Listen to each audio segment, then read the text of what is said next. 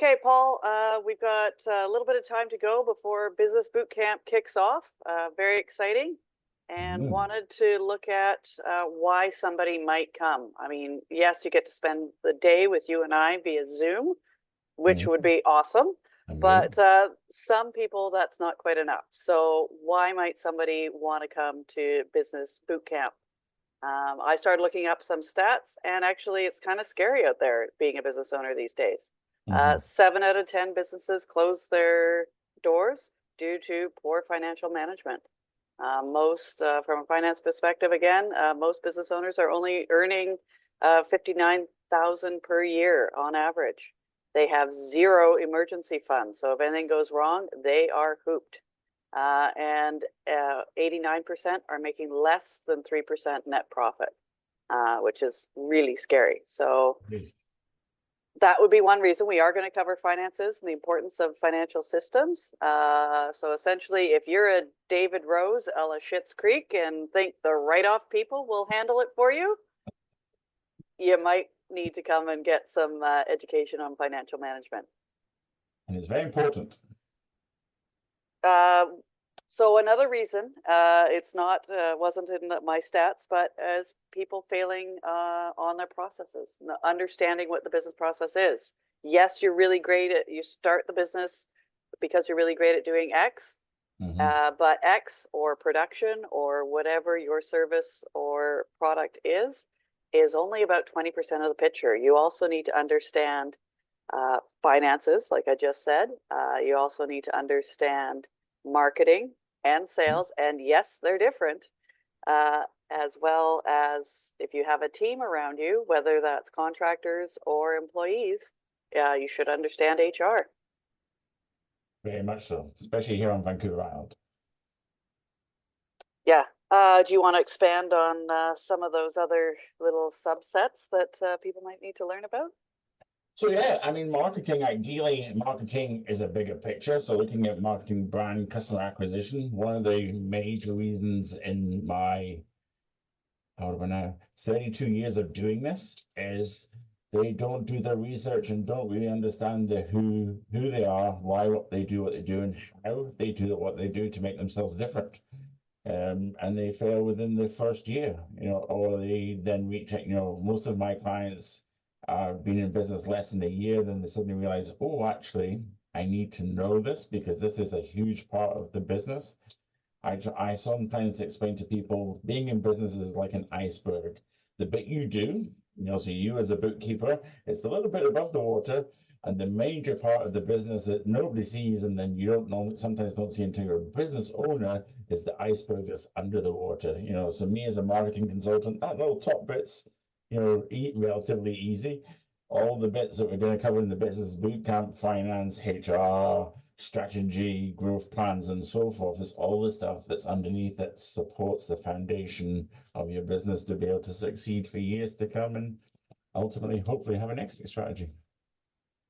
Yeah, and that's another important thing too, is a lot of people start a business and don't really know what or where the exit's at, or even how to define success, or how they what real success is for them. Like, yes, the nice big fat bank account's a good start, but how many hours? Is it a happy home and family life? Are we looking at, what does success look like, and what does that plan look like? And we do get into planning as well at the end of the boot camp. Yeah, is it a legacy? Is it a cash drop? Is it a means? So I have one client who uses the profit from one business and they're just pumping it into property, and that's the exit strategy. Once they have enough property, they're going to sell the business, or I think they're actually going to donate it to their staff, and then that's that's their big picture. But when they first started, there was no business planning. It's like get up in the morning and do what we do, and then go home next morning, get up and do what we do. And then they bumped into me, and now they have a plan, and hopefully in the next 5 years they'll be retired and off, and only 45. Awesome.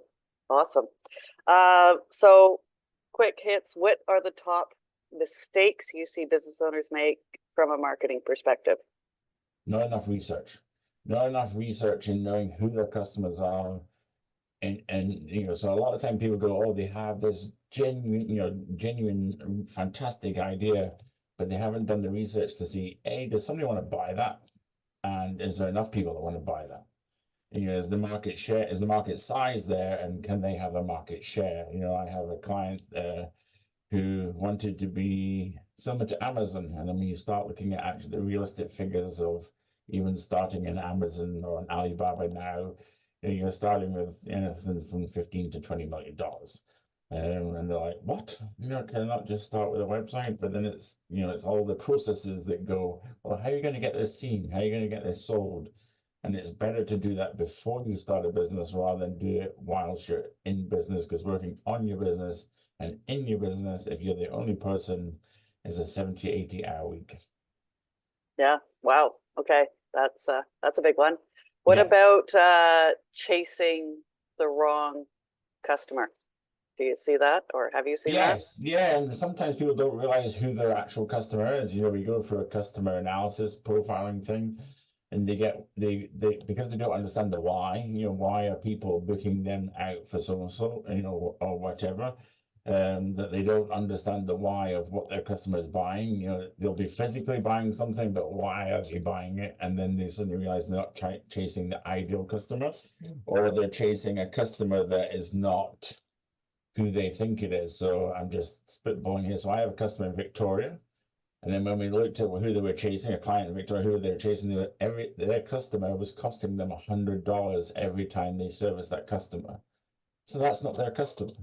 Yeah. You know, so it's like, okay, you've had 1,000 of those customers, times that by $100. You know, Yeah. but because you haven't done customer profiling, it's like this section, you don't want this person as a customer. All these other customers are supporting this customer, and this is just an ego thing. And it comes back down to doing due diligence and the correct research so you know what you know when you go in with your eyes open. No, that sounds fair. Yeah, we see it. Yeah, same idea. When people don't understand their numbers, they're chasing or having a product or an income stream, and saying, okay, well, I need to be here. I'm like, okay, then you need to make money, Yeah, and having it set up properly so you know that yes, that is indeed profitable. Having a healthy enough gross profit, and then allowing that to support the expenses, including business owner salary, and making a good wage. Very yeah. few people do it to go broke, go into business to go broke, but it No, happens. Um, yes. what about things like, I guess one of the jokes about people leave their job because they, think they're working for a crazy person, then they start their own business, and now they've even got a crazier boss because it's themselves.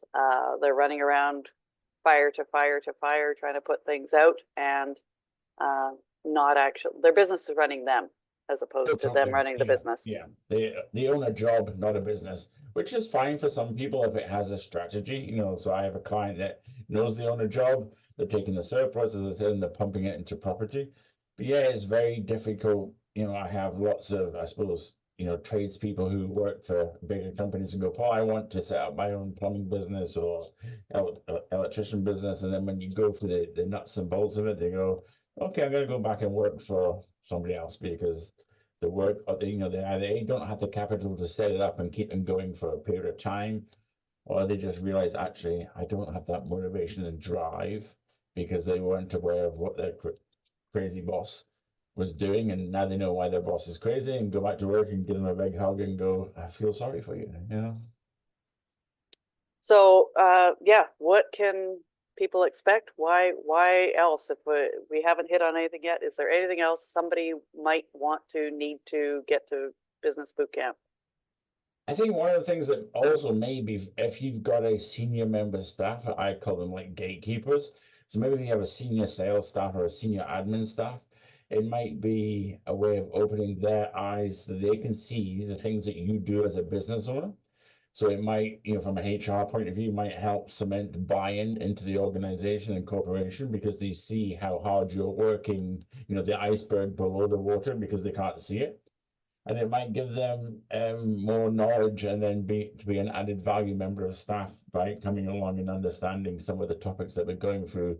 They might not be accountable for them in their job, but more eyes on the same problem, that they can then become an added value and a solution to a problem, rather than you as a sole business owner having to bash your head against the wall and coming up with ideas. If you have enlightened and knowledgeable staff, they can maybe help brainstorm or brain shower those ideas into solutions. Okay, so I think we're talking about this is maybe a good fit for anyone who's considering starting a business. Definitely. Anyone who's just started a business recently. Yeah. Even if someone's already been in business for a while, could use a fine tune up on, okay, I feel like all I'm doing is running from fire to fire to fire and trying to put that Definitely. out. How do we set that up? Perhaps key staff or general manager or whatever title you want to put that at. Yeah. And people who just want to hang out with us. Of course, and who wouldn't want to hang out? Because it's going to be fun. I mean, learning is difficult, so we're going to make it, professional, but make it fun, and there's going to be humor. But it'll be very sort of contextualized to the people that are in the room, a Zoom room. I wish I'd done this years ago when I very first opened my very first business in, what was it, 2002. I made a lot of mistakes, and I can now pass that knowledge on. But yes, this is almost like a fast track to stopping you making the mistakes that, as a new business owner or potentially starting up a new business, you're getting a more straight line to where you want to go, rather than a zigzag winding river. Rather than making all the mistakes yourself, you get to learn from things that we've seen and done Yes, within our own businesses. totally.